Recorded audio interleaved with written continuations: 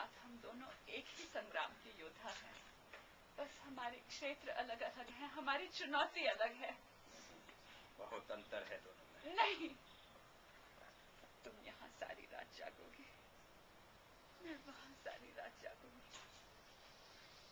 वही लज्जा और अपमान और ग्लानि, वही घुटन और दुख और घबराहट। घबराहट क्यों? कैसी बात करते हो? जानते नहीं अंतःपुर की मुझ जैसी स्त्री को क्या विशेषण देते रहे तुम्हारे कविजन? सूर्य स्पर्श, सूर्य की किरणों ने भी जिसका स्पर्श न किया हो, वही स्त्री हाथों में जयमाला लिए राज प्रांगण में उतरेगी, सहस्रों दृष्टियों का केंद्र बनेगी और एक रात के लिए किसी पुरुष के साथ चली जाएगी जिसे उसने कभी देखा नहीं, जिसके संबंध में वह कुछ नहीं जानती, और उसे अपना रूप समर्पित कर देगी, अपना सौंदर्य, अपना कौमार्य। अपने कौमार्य का दुख जितना तुम्हें है उतना ही मुझे भी। हर बात का वह अभिप्रेत क्यों निकालते हैं जो मेरा मतलब नहीं था? मैं तो यह कहना चाहती थी कि देखो, मैंने तुम्हें बताया था ना अपने पड़ोसी दंपति के बारे में। उनकी आयु ढल चुकी थी, संबंधों के इस रूप में अब शरीर नहीं आता था, लेकिन वे संतुष्ट थे, सुखी थे। क्यों? शायद कोई और बात थी, और गहरी और महत्वपूर्ण। एक दूसरे के व्यक्तित्व की अनुरूपता, व्यक्तित्व की समझ, स्वभाव का माधुर्य, रुचियों की समानता। किससे चल रही हो, मुझे या अपने आप को? तुमसे तो बात करना भी पाप है। हाँ, सब कुछ पाप है। मुझसे बात करना, मेरे साथ रहना, मेरे साथ सोना।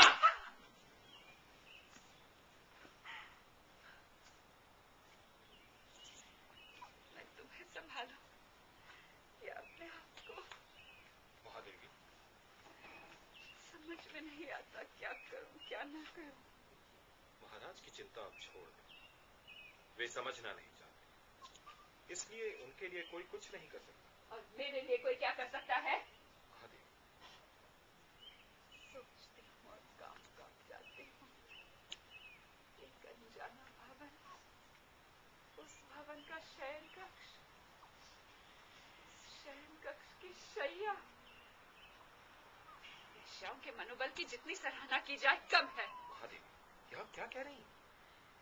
बिल्कुल पहले ही भेंट, और उसी में सबसे आत्मीय संबंध, निकटता की चरम सीमा, भग्नता का अंतिम सोपान। स्थिति का सामना करना आपके लिए सरल हो जाएगा यदि आपकी दृष्टि केवल लक्ष्य की ओर। अर्जुन ने अभिमन्यु से कहा, मुझे मछली की केवल दाईं आंख दिखाई देती है। नारीत्व की सार्थकता किसमें? क्या आपको अपना यह अभाव नहीं कर सकता? क्या आपके मन में यह इच्छा नहीं जागती कि आपके कक्ष में भी एक शिशु किलकारी मारता हुआ दौड़े, अपनी तोतली बोली में आपको पुकारे, तो आपकी चेतना का एक एक तार झनकृत हो उठे?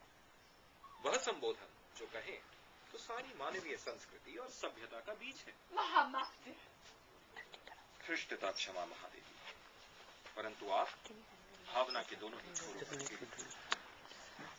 सभी को तो पूरा नहीं किया जा सकता, परंतु आपको तो प्रसन्न होना चाहिए धृष्टता क्षमा कि संयोग से आपके सामने एक ऐसा रास्ता खुल गया है जिससे कि मर्यादा को भंग किए बिना आपको संतान जैसी निधि प्राप्त हो सकती है। लेकिन यह बहुत कठिन है कि... अपने मन को पक्का कीजिए, बस यूं सोचिए कि सूर्यास्त के साथ जा रही और सूर्योदय के साथ लौट आएंगी। एक स्त्री की दृष्टि से आप नहीं देख सकते, बिल्कुल अजनबी पुरुष के साथ। स्वीकार करता हूं आपका उद्वेलन, बस यूं सोचिए कि एक प्रक्रिया भर में से निकलने की बात है। उन क्षणों में बिल्कुल ढीला छोड़ दे शरीर को और मन की आंखों से केवल भावी लक्ष्य की ओर देखें। नारीत्व की सार्थकता, मातृत्व की तृप्ति।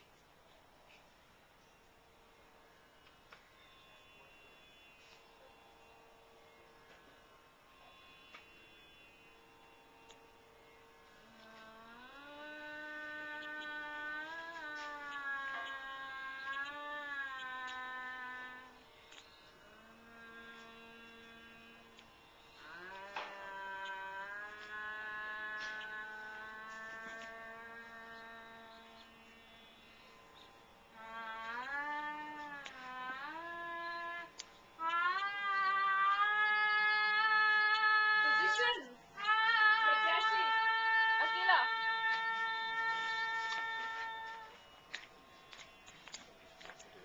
महाराज, आपके सिर में पीड़ा थी, यहाँ लेप लगा दूं, सर दबा दूं? ठीक हूँ। तनिक देखो तो क्या हुआ है वहाँ।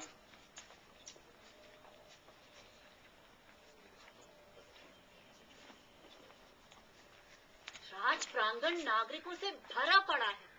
सैनिक उन्हें आगे बढ़ने से रोक रहे हैं। मंडप के बीचों बीच मल्लराज की ध्वजा लहरा रही है। पास ही महामाते खड़े हैं। उनके दाईं ओर राजपुरोहित और बाईं ओर महाबलाधिकारी। संभ्रांत नागरिक प्रत्याशी दो पंक्तियों में खड़े हैं। सबकी दृष्टियां महादेवी पर लगी हैं। महादेवी हाथों में जयमाला लिए आगे बढ़ रही है, मंद मंथर गति से। तनिक किसी के सामने छिटकती है तो परिचारिका तुरंत कान में उसका परिचय देती है। महादेवी अनमने भाव से आगे बढ़ती जा रही है। तोरण पर तोरण, स्तंभ पर स्तंभ पीछे छूटते जा रहे हैं। सबकी आंखें महादेवी पर लगी हैं, लेकिन वे हैं जैसे किसी को देखते हुए भी नहीं देख रही। दाईं पंक्ति पूरी हुई। महादेवी मुड़ रही है, बाईं ओर आ रही है। कैसा गहरा मौन है, जैसे राज प्रांगण न हो, शमशान भूमि हो। राजद्वार पर एक रथ आकर रुका है। उसमें से एक व्यक्ति उतरा है, मंडप की ओर आ रहा है। कोई प्रत्याशी होगा। नागरिकों के समूह को चीरकर बड़ी शीघ्रता से आगे बढ़ रहा है। कुछ कोलाहल होने लगा है। महामात्य इत्यादि भीड़ में उसी ओर देख रहे हैं। महाबलाधिकृत यह जानने के लिए कि क्या हुआ है आगे बढ़ रहे हैं। अरे, वह तो बिल्कुल पास आ गया। महादेवी भी रुक गई हैं। आइए ना, इधर आइए। नहीं नहीं, तुम ही बताओ आगे क्या हुआ। महादेवी एकदम क्या हुआ? स्तब्ध खड़ी हैं।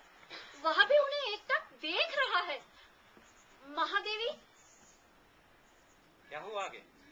अब मैं उस व्यक्ति को पहचान पा रही हूँ। कौन है? कौन है वह? आर्य प्रतोष।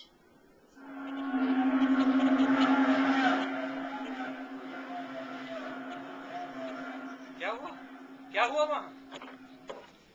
महादेवी ने आर्य प्रतोष के गले में जयमाला डाल दी।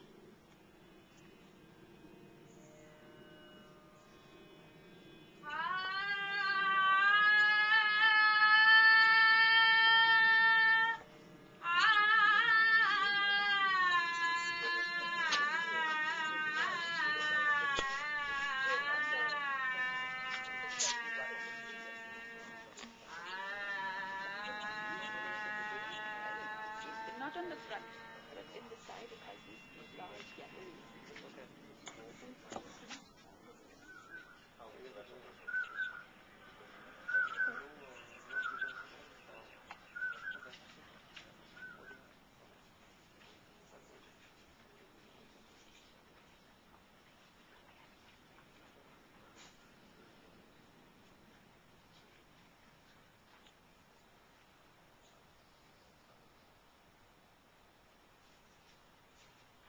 रात का एक पहर है।